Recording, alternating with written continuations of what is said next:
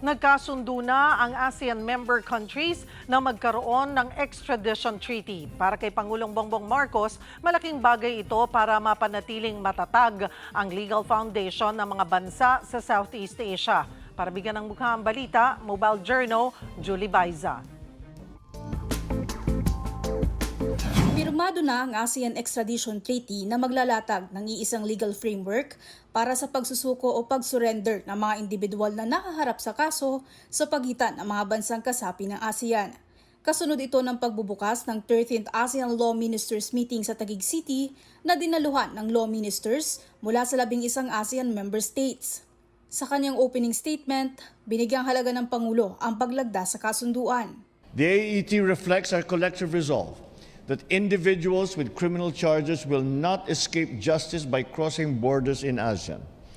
This treaty harmonizes legal principles commonly found in international agreements, including the extradition of nationals, procedures for provisional arrest and documentation, mechanisms for the settlement of disputes and implementation, amongst others.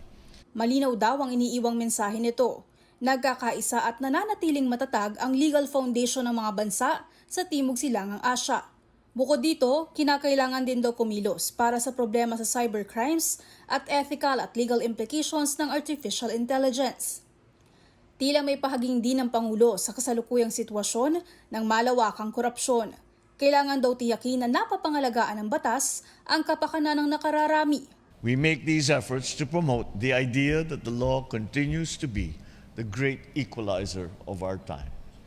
This is especially true now as we have seen how corruption, inefficiency, and impunity can erode the moral bases of our society. Muli naman pinagtibay ni PBBM ang commitment sa pakikipag-ugnayan sa lahat ng mga bansang miyembro ng ASEAN. Nangako rin siya ng tulong para sa paghahanda ng Timor-Leste bilang pinakabagong miyembro nito. Sa susunod na taon, ang Pilipinas ang mauupong chair ng ASEAN. Una nang ipinasa ng Malaysia sa bansa ang chairship nito sa natapos na 47th ASEAN Summit sa Kuala Lumpur, Malaysia noong nakaraang buwan. Mga kapatid, Mobile Journal Julie Baiza po, hatid ang mukha ng balita.